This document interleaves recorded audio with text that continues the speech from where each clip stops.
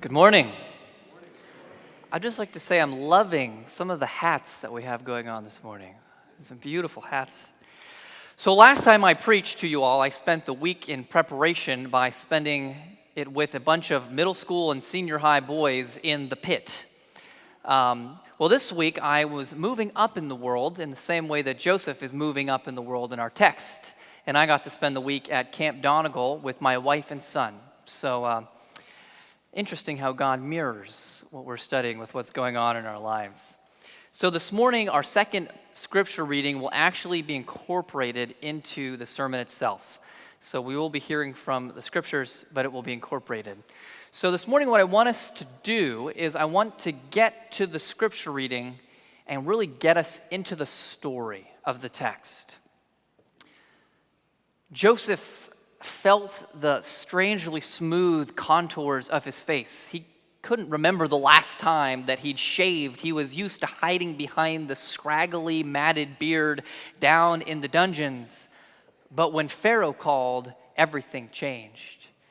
And this new cloak that he had on felt so smooth compared to the one that he'd been given in the dungeons. He stood there wondering what the palace was going to be like. He'd heard from the cupbearer and from the baker and even from Potiphar about how grand and majestic it was, but the son of a sheep herder from the plains of Canaan couldn't really comprehend what the palace would be like. Joseph wasn't going to fit in the palace. But Pharaoh's servants came and they ushered him across the hot, blazing sand, and suddenly rising out of the desert itself was this massive building, pillars stretching up to the heavens, stones the size of small buildings, all stacked neatly upon each other. And then there was the magnificent staircase cut out of red sandstone leading up to the gaping mouth of the palace where Pharaoh awaited. This man who held Joseph's life in the balance. And as Joseph walked, he felt as if the sand and the stone and the pillars were all watching, whispering, waiting, wondering, could he really do it? Could he interpret Pharaoh's dreams? Could he do the unthinkable?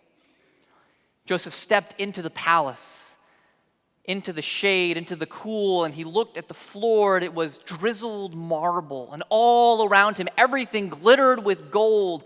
There were pictures hewn into the walls, telling the stories of all the pharaohs who had come before, telling the tale of the greatness of man. And Joseph felt incredibly small. And hovering high above everyone else on the throne, watching as servants bustled about and courtiers went about their duties, was the Pharaoh, sitting like a hawk, perched above, watching everything with his group of counselors surrounding him on the throne. And Joseph was led by 2 armed guards up to where Pharaoh was sitting on the throne.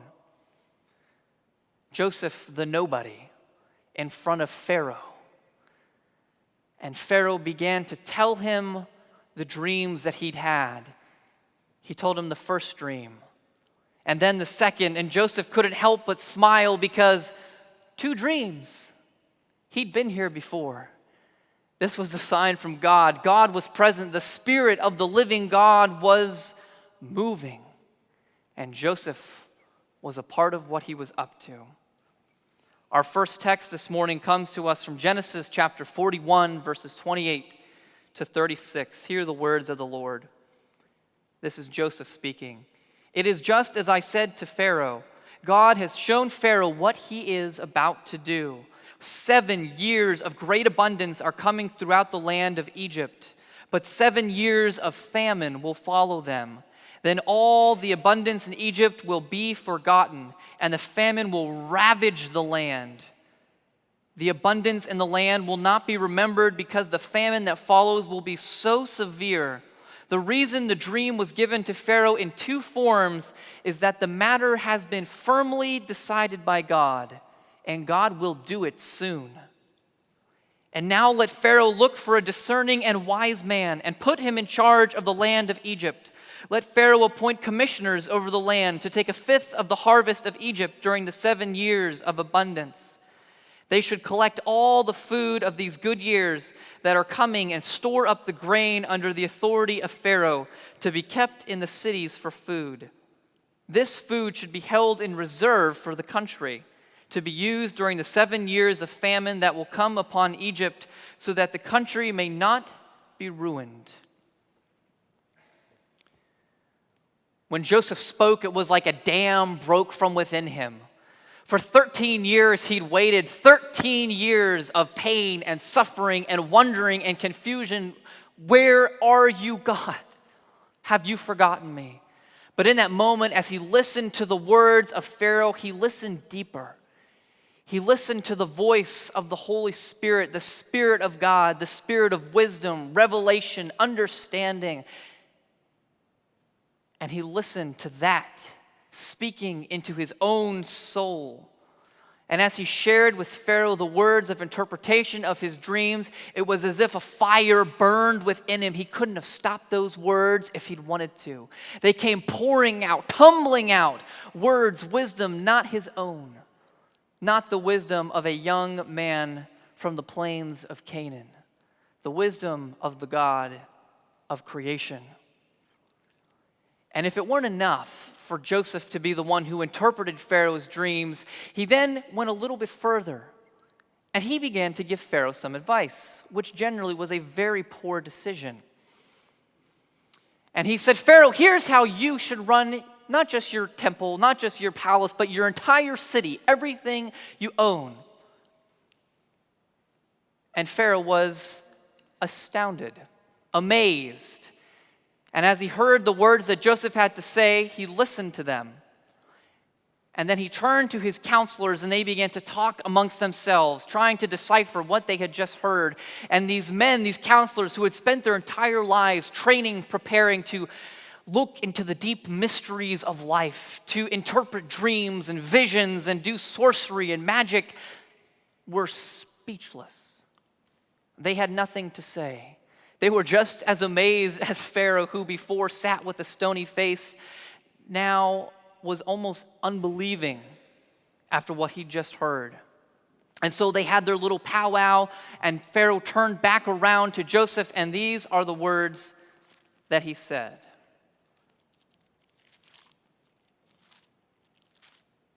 Excuse me as I find my place again.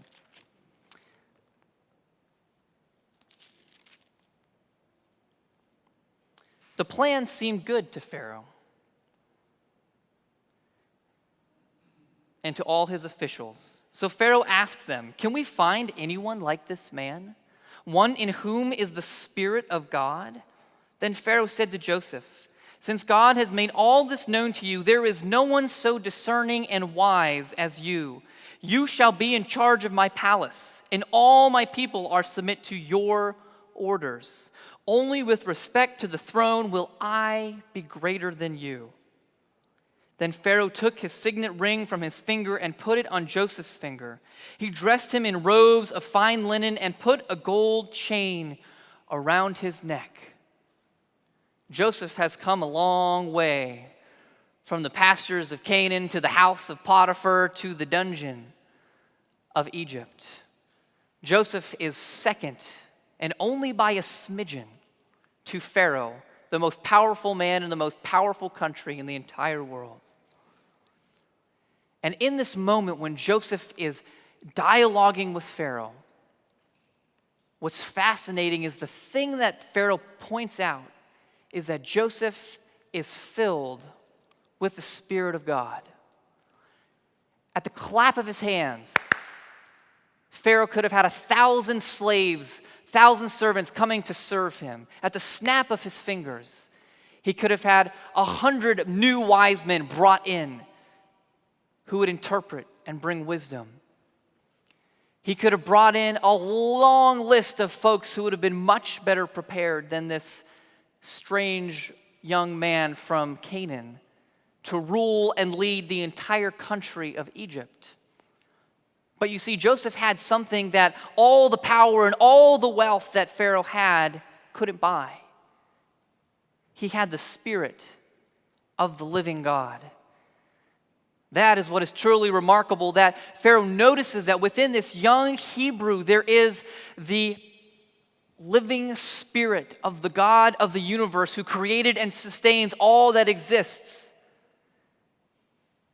And he and his counselors are speechless.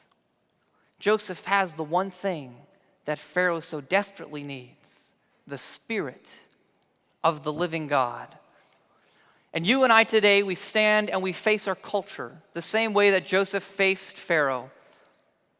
And the only thing that we bring to the table, the one thing that we offer our families and our communities and the world in which we live that they do not already have, is the spirit of the living God. We are not more moral or more dedicated or more disciplined than our neighbors. We are not more wise and understanding. We are not able to glean and dive into the deep things of life any more than Pharaoh's own counselors.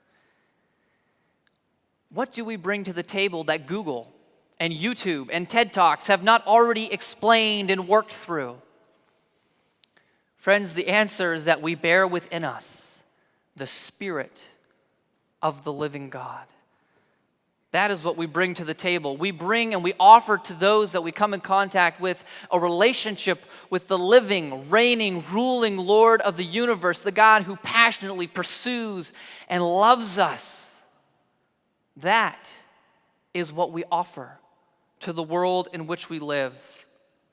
We offer them an invitation of relationship with the God who loves them more than they could possibly begin to imagine. We offer them a new identity, rooted not in what they've done and what they've accomplished, but rooted in who God is, in what He has done, in what He has accomplished. We offer them a dream and a vision for their life that is bigger than anything they could have possibly imagined for themselves. Our world, our culture has lied to us, deceived us, telling us only the first of Pharaoh's dreams. We live in a world that has promised us the fatted calves, that has promised us the harvest of wheat so bountiful and majestic and wonderful that we will never get to the end. We live in a culture that has promised us health and happiness, connection and community, life, liberty, and the never-ending pursuit of happiness. But when the scrawny cows of life and the withered wheat creep in and begin to overtake and to devour, suddenly the world becomes strangely quiet. Like Pharaoh's counselors, they have no answers. They have no wisdom for the second dream, no interpretation to make sense of the death and the decay and the destruction that we see in the world around us. Instead, they offer us only the first dream, only a partial narrative. And so what do we offer to the world? We offer them the gift which we ourselves have received, the gift of the Spirit of the living God. As we look at Joseph, we see that the purpose of the journey of faith is not for Joseph to become this moral exemplar. The goal of all of his trials and his tribulations is not so that God could rip all of the sin out of Joseph and make him perfect. The goal of the journey of faith is not to appease our parents, to live into this ideal of holiness that was set before us. The goal of the journey of faith as we look through the story of Joseph is that we might be filled with the Spirit of the living God. Because if the goal of the journey of faith is to become perfect, then you and I are going to wear ourselves out, and we will become withered like the cows and the wheat in Pharaoh's dream. We will become like zombies, the living dead, alive and present, but spiritually, internally dead. God did not save Joseph because he felt sorry for him. He didn't save Joseph because he felt like he owed it to Joseph. God saved Joseph so that Joseph would bring healing and hope and restoration and life to his family, to his community, and to all of the nations. Later in Genesis 41, it says that as the famine grew strong, all of the people of the world came to Egypt for food.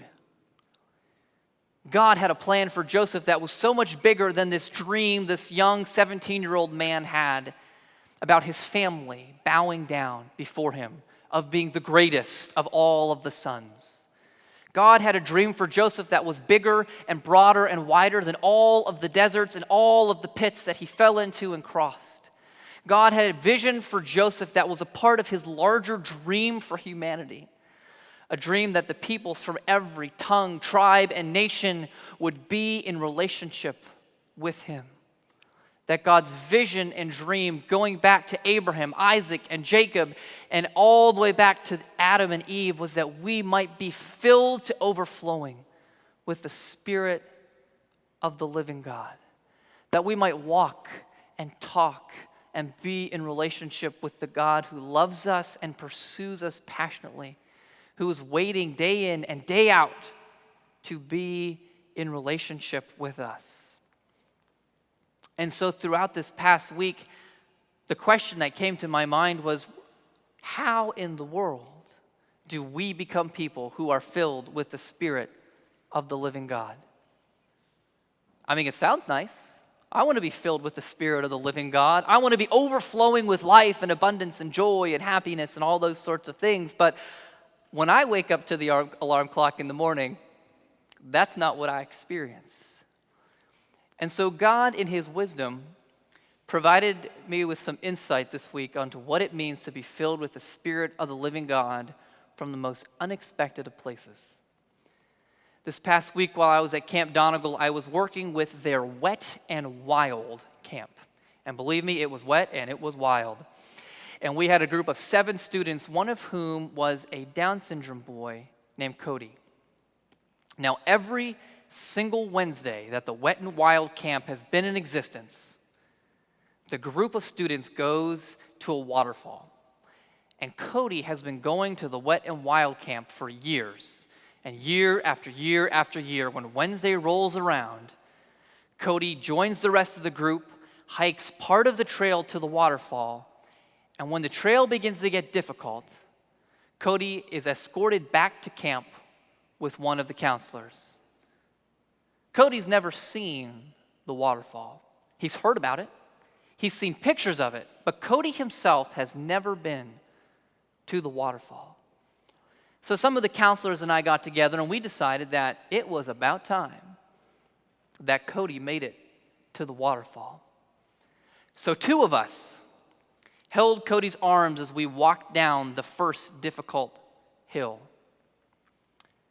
3 of us helped Cody get through the first stream as we navigated our way across. 4 of us kept Cody going when he was tired and didn't want to move any further.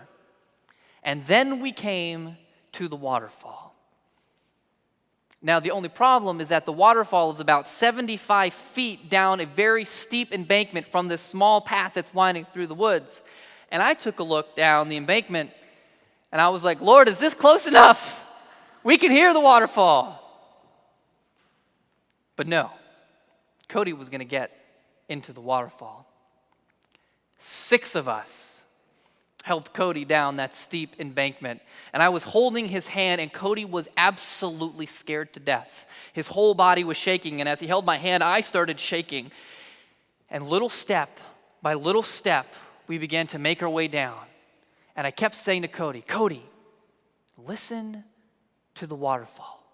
You're almost there. You're almost there. Cody, left foot here, right foot here.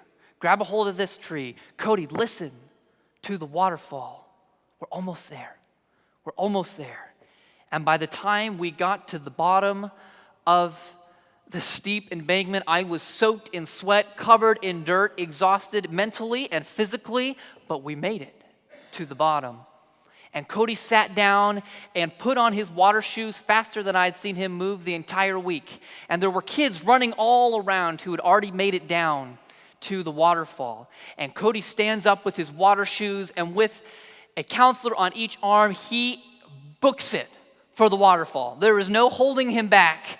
And as Cody begins to make his way towards the waterfall, every single one of those kids who had not been still the entire week froze and watched, because they recognized that something sacred was taking place. And Cody stepped into the water, and he steps underneath the waterfall, and it began to just pour over his head and his shoulders. And as he did that, he closed his eyes, and his face lit up into this unbelievably huge smile. But that wasn't enough, because there was so much joy and so much excitement that Cody just began to yell at the top of his lungs, just shouting as loud as he possibly could. And suddenly all these little kids start shouting with him. And so here we are at the base of the waterfall, shouting at the top of our lungs into the forest. And friends, we worshiped. The Spirit of the living God was dancing in that waterfall, singing, laughing, rejoicing with us as our praises echoed into the woods. It was truly a beautiful moment. And so what I learned from Cody this week about the Spirit of the living God is that first and foremost, it is not my journey of faith. It is not your journey of faith. It is our journey of faith. We have to find people who are going to go down the rocky, difficult descents of life, who are willing to get sweaty and dirty and bear with you when all you want to do is sit down and close your eyes and wish you were home. We need people who will have a vision for our lives when we've lost vision. People who have been to the waterfall, who have experienced the tangible presence of the living and reigning God of the universe, who will help us when we just don't think we can make it, when we're shaking with fear, when the incline seems too steep. And maybe you're the kind of person who says, well, I got it together. And you could just run down the side of the mountain all by yourself and get to the Spirit of the living God in the waterfall. Well, friends, either end of the spectrum, wherever you find yourself, you need community to help you, to encourage you, to support you, to uplift you as you make your way through the journey of faith. And as you're on this journey of faith, you have to listen for the waterfall. God is present with us at all times and at all places, and yet so often we're just so busy. We're so focused on other things, all the million checklists that we have to get done, that we don't hear the whispering of the Spirit, the pounding of the waterfall. We have to become a people that still our hearts, that listen like Joseph listened, not just to the words, not just to what's going on visibly around us, but to the Spirit that hovers and glides underneath and all around. And when we hear and when we see and when we experience the presence of the living God in our midst, we worship, we sing, we laugh, we dance. And if you can't do those things, then we sit in silence and we lift our hearts in gratitude that God has been with us every single step of the journey. And as we worship together, and as we share our stories together of what God has been doing in our midst, the Spirit of the living God begins to pour forth. And as we do this day in and day out, and week in and week out, I believe with all of my heart that we will become a community of people who are filled to the brim, filled to overflowing with the Spirit of the living God. Not so we can feel good about ourselves, not so that we can get all of our ducks in a row and just carry on with business as usual, but so that we might bring life and healing to our families and our communities and to the world, so that we can take part in this dream and this vision that God has for all of humanity, that we might walk in community with each other and with Him. And so my prayer for us this morning is the same prayer that Paul prayed for the church in Ephesus so many years ago.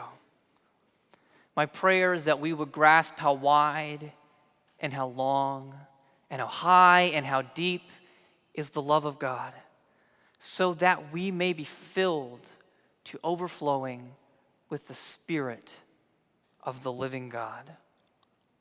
Spirit of the living God, would you fall afresh on us today? Thanks be to God.